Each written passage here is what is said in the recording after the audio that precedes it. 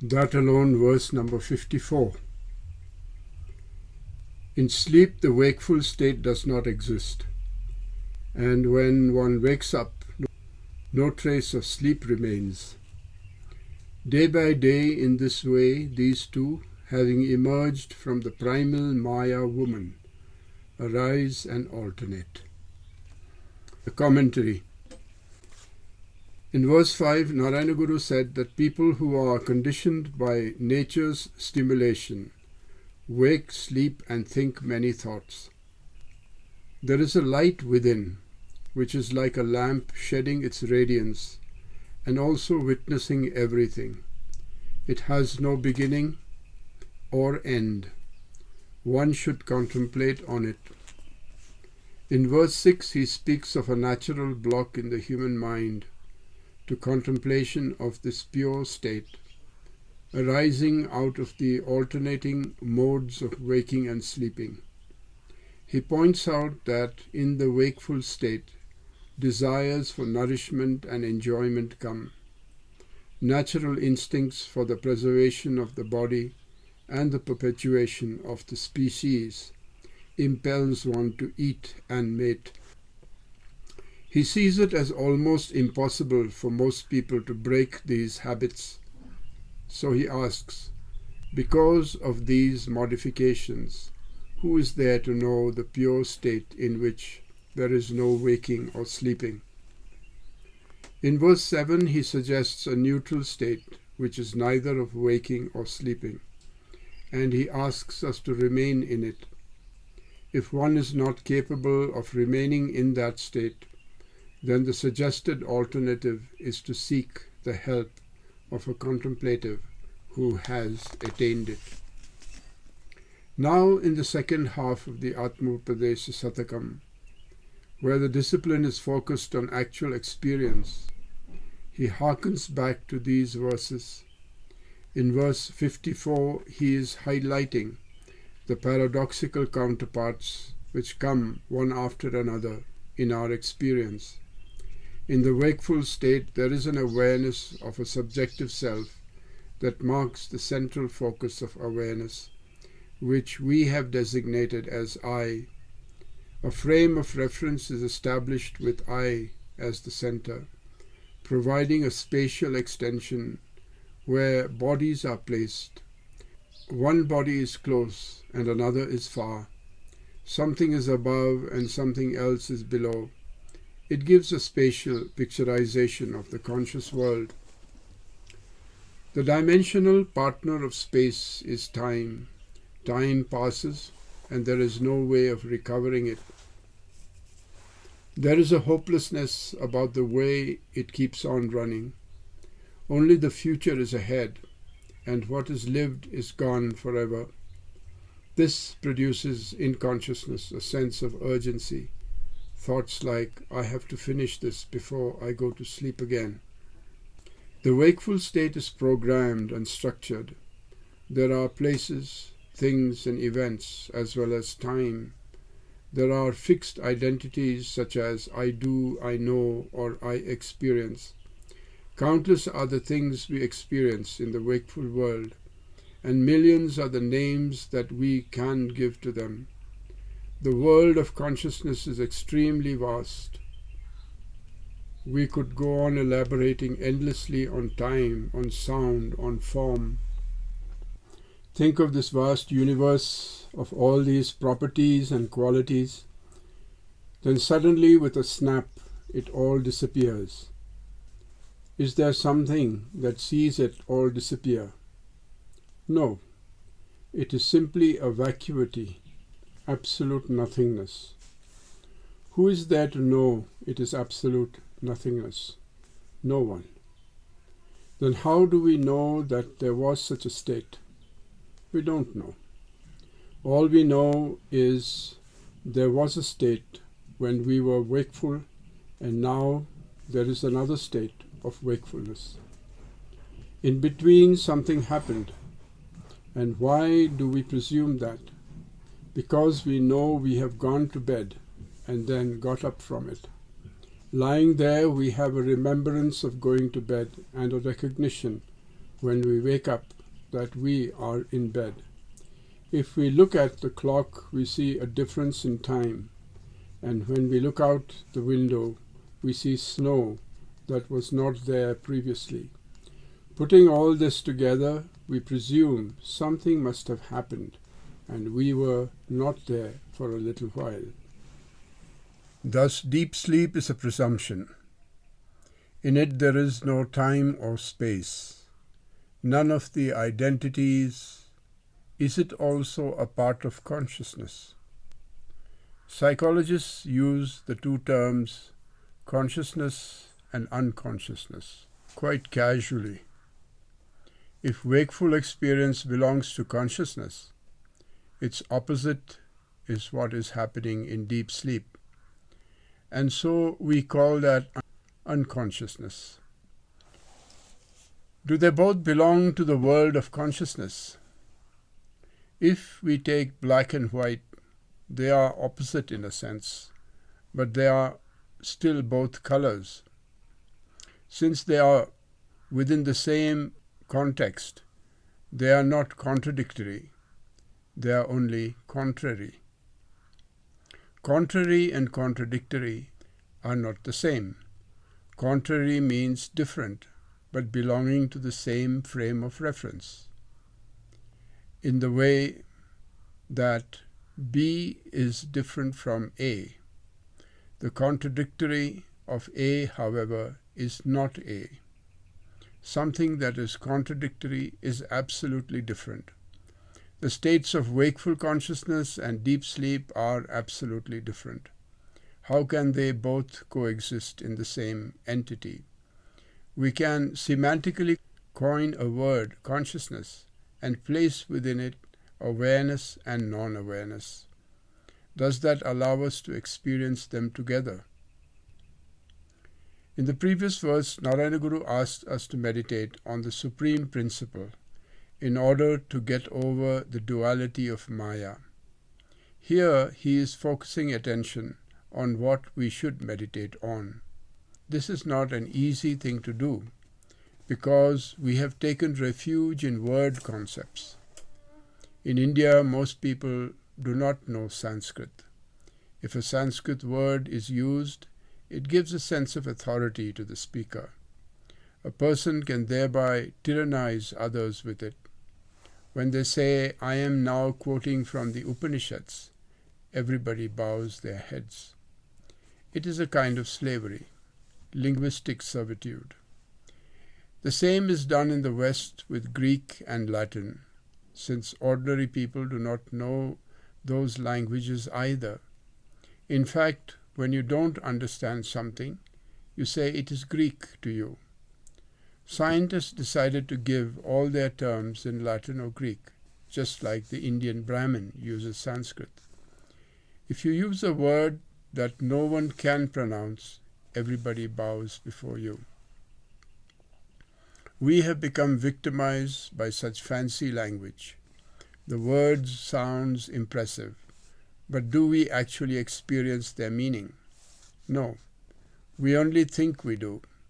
It is just like saying, "I believe in God." "Oh, did you meet that fellow somewhere?"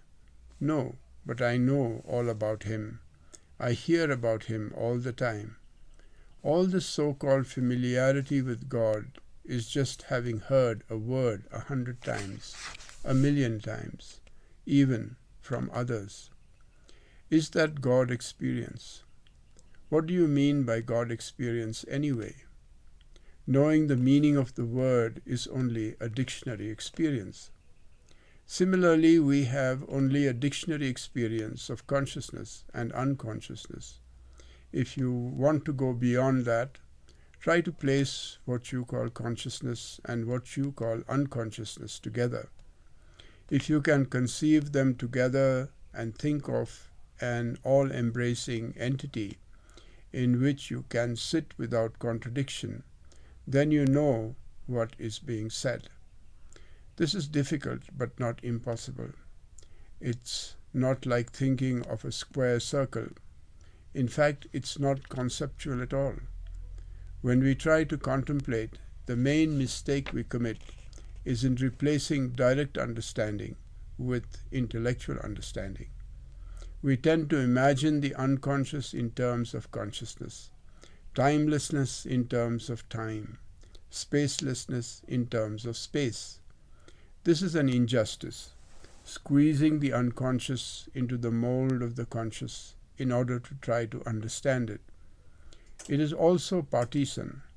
You are in favor of consciousness. What is the faculty with which you contemplate? Or, as the phenomenologists say, reflect. By the way, I agree with this term because you are most often thinking with your known tools of reasoning. You have to first suspend the mechanism of reasoning with ordinary logic. Then you allow the given, what is not conscious in deep sleep, as well as what is conscious in the wakeful, both to prevail and be juxtaposed. You are therefore reflecting rather than manipulating. The problem is one of getting over relativity. From the most unknown to the most known, there are shades of ignorance or shades of knowledge. Relative to something else, you know this well or less well. To give this up and adopt an absolutist attitude is our main challenge. When two opposites are brought together, validating both while not taking their contradiction into account, it is what the Vedantin calls Maya. The problem we face here is Maya. Time and timelessness, space and spacelessness, consciousness I and unconscious entity, things and no things, properties and no properties, are to be taken together. One cancels the other out.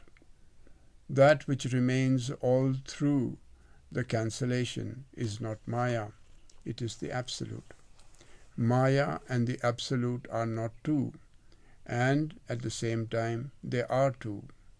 They are two when you are facing the duality, but where the duality is resolved, Maya changes into the Absolute.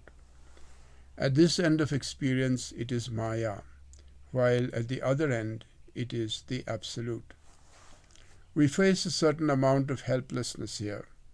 The tools which we have are specially made to serve us only for the dual half of our experience, and they are inadequate for the other half.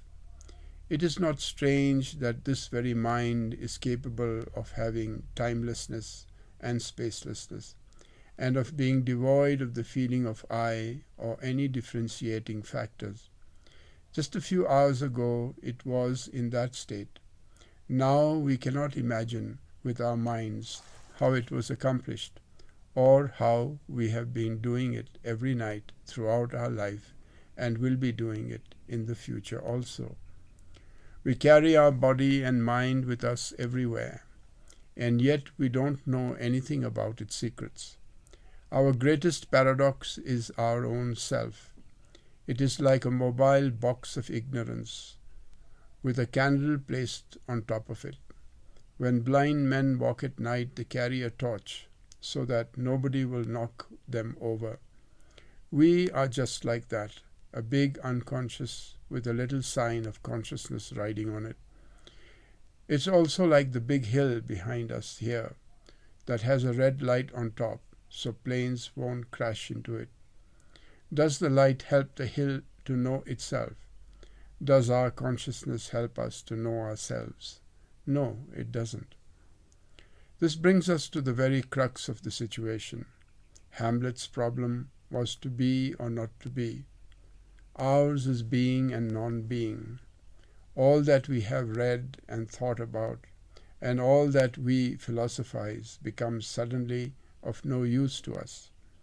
It is as if we are ignorant little toads who have wasted all our life till this moment, and now we cannot do anything. How terrible this is. Most people give up here. We have only come to the 4th verse in the second half of Atmopadesh Satakam. We have another 46 to go. It is very important to persevere at this point.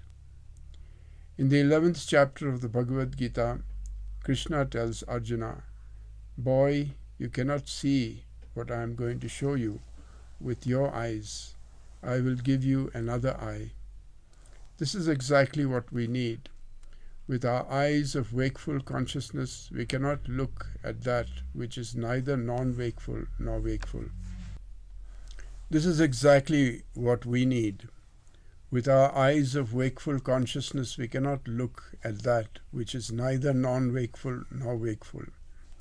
The Guru gives us a clue in the 5th verse when he said that there is an unlit lamp that is shining and will never cease. We wend our way looking only at the things which are illuminated by the light of the lamp. The light does not see itself. The question here is not one of knowing. When we hear reflect or meditate, we are under the impression that we are being asked to know something. Not at all. We are not asked to know anything, but only to be. That being is different from knowing is a very difficult distinction for many to make. We don't have to do anything, accomplish anything. In that sense, it is just like dying. People are afraid to die. Dying means leaving the world of knowing, of putting down all the instruments of knowledge. Socrates tried his best to let people know that that is not all. Jesus said, "If you do not perish, you will never attain immortality." What is this immortality you gain by perishing? What is the knowledge you get by not knowing? This is the theme presented to us here. All the talks we give, the discussions we have, the reflections we make are only to prove the inefficiency or the inadequacy of names. The seeming insurmountability of Maya is a methodological error, where we are trying to interpret the whole in terms of a part. If we can just give up that approach and allow the whole to prevail, that's beingness. But all these words such as beingness, meditation, etc. are to be treated as if they are not said. Once you conceptualize them, you are on the other side, merely playing with the tools of consciousness. There was once a man who came to the hills of Arunachala when he was only 13 or 14. He did not try to read and write or listen to discourses. He didn't try to make money, make a living, or perform any manipulations so that someone would take pity on him and give him food.